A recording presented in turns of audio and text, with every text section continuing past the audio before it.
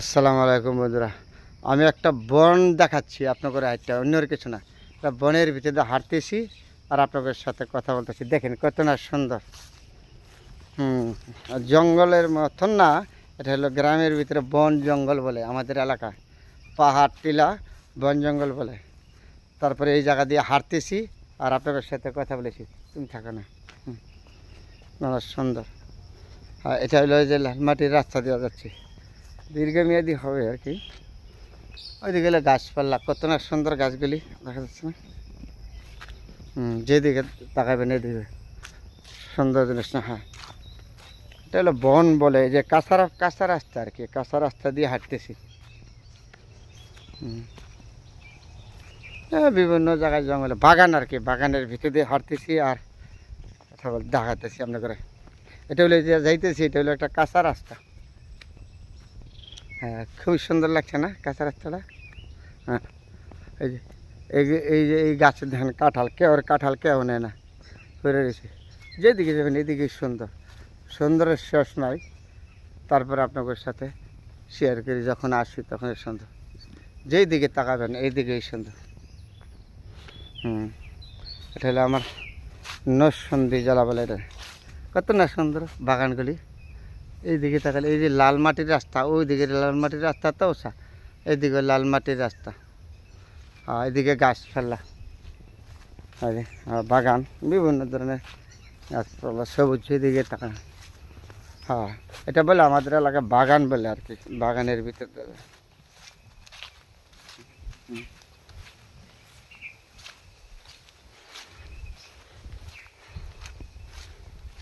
তার নামে রাখছে সোনার বাংলাদেশ। লাল মাটি, এইগুলো তো লাল মাটি। আর এই দিক দিয়ে দূরেতে দেখা যাচ্ছে না, এটি এই যে ধান ছিল আগে, কৃষি কাইটাকে নিয়ে গেছে, এখন রয়ে গেছে খালি জমিতে। বিশেষ কৃষকদের এই গরু টরু এগুলি লালন পালন করে। আর এটা হলো ট্যাক্টি লেভেলে এই যে এগুলি ওষাগুলি আনি তারা। হ্যাঁ, আমি এই যে লাল মাটির রাস্তা, এটা হলো লাল মাটির রাস্তা, হাঁটতেছি যে এটা হলো লাল মাটির রাস্তা। আর লাল মাটির রাস্তা খুবই সুন্দর না? হ্যাঁ, এই রাস্তাগুলি হয় লাল মাটির রাস্তাগুলি। ওই দিক দিয়ে সুন্দর আছে, প্রচুর সুন্দর। যেদিকে তাকাবেন এদিকে এখন সবুজ শ্যামল সোনার বাংলাদেশ, তার শেষ করা যাবে না, তার গুণ বইলা।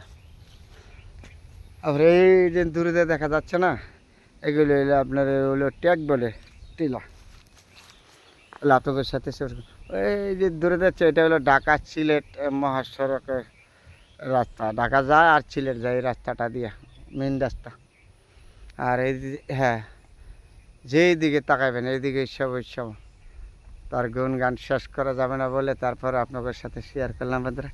যেই দিকে তাকাবেন এদিকে সবুজ শ্যামল। যখনই আসবো তখনই আপনাদের সাথে এই সুন্দর জিনিসগুলি ধরে তুলবো। এই যে মাঠগুলি যে কত সুন্দর দেখা যাচ্ছে না, যেই দিকে তাকাবেন এইদিকেই সুন্দর। এগুলি হলো যে লাল মাটি, এই লাল মাটির রাস্তাও আমাদের এলাকা। এইগুলি গাছপালা, বিভিন্ন ধরনের গাছ আছে। তাহলে সুন্দর জিনিসগুলি আমরা সমাজে কখনো গ্রহণ করতে চাই না, এর জন্য হলো সমস্যা।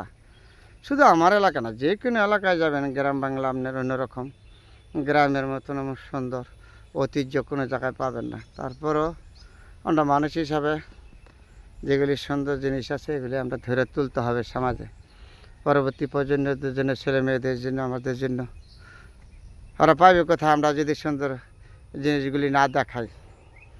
আপনার আমার প্রতিটি মানুষের দায়িত্ব, প্রত্যেকটি মানুষের হাতে দেখেন মোবাইল থাকে, যেখানে থাকবেন সুন্দর জিনিসগুলি ধরে তুলবেন। সমাজ সমাজ সুন্দর হবে আপনার জন্য, আমার জন্য, সবার জন্য।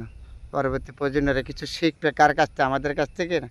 আমরা যদি তাদেরকে কিছু না শিখাইতে পারি, না দেখাইতে পারি, ওরা কার কাছ থেকে শিখবো? শিক্ষা তো দুনিয়াতে আইসেই শিখতে, কেউ তো মার পেটের তো শিক্ষাই নাই, তারপর দুনিয়াতে আইসে।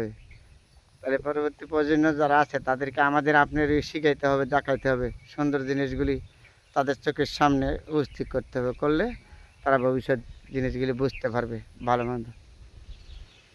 তারপরে যখনই আসি আমি, যখনই যে কোনো গ্রামে যাক, তখন আমি সুন্দর জিনিসগুলো আপনাদের সাথে ধরে তুলি। এটা হলো আমার নেতিবাচক। কত না সুন্দর সবুজ শ্যামল সোনার বাংলাদেশ, আমি তোমায় ভালোবাসি। এটা যেমন পতাকা আমাদের লাল সবুজ, এমন আমাদের দেশটা লাল সবুজ, তাই না? এই লাল সবুজ দেশের জন্য অবদান রাখছে যারা, এ দেশে রক্ত দিয়ে, তাদের কথা আমরা ভুলে যাচ্ছি। এই লাল সবুজের অবদান রাখছে যারা, তাদের কথা কখনো আমাদের স্মরণ হয় না। তাদেরকে গাইটে গাইটে আমরা নির্যাতিত করি, তাদেরকে হ্যারাসমেন্ট করি। এর জন্য তো আমাদের দুঃখ দুর্দশা বেশি লেগে থাকে আমাদের। কেউর প্রতি কেউর বিশ্বাস আন্তরিকতা হারিয়ে ফেলাইছি আমরা সোনার বাংলা দেশটা। হ্যাঁ, তাহলে সময়টা একটু বেশি লম্বা হয়ে গেছে, তো অনেকগুলি কথা বলেছি। তারপরেও তো হয়তো কারো কাছে ভালো লাগবে, কারো কাছে খারাপ লাগবে। একটা লোক সবার প্রতি ভালো হইতে পারে না। যার কাছে ভালো লাগবে তার প্রতি আন্তরিক অভিনন্দন, যারা খারাপ মনে করবেন তাদের প্রতি আন্তরিক অভিনন্দন। কারো প্রতি আমার বিরূপ মন্তব্য নাই গা। হ্যাঁ গা, তবু আমার সুন্দর জিনিসগুলি যেগুলি সমাজে আছে এগুলি আমি ধরে তুলবো, এটা হলো আমার সর্বোচ্চ থেকে বড় কথা। ঠিক আছে, সবাই ভালো থাকবেন বন্ধুরা। দেখেন, এটা হলো আবারও বলেছি, এটা আমার নিজের জেলা নরসিংদী, শিবপুর। কত না সুন্দর আমার দেশটা, আমি তোমায় ভালোবাসি। তারপরে আপনাদের সাথে শেয়ার করলাম বন্ধুরা। সবাই ভালো থাকবেন। আসসালামু আলাইকুম।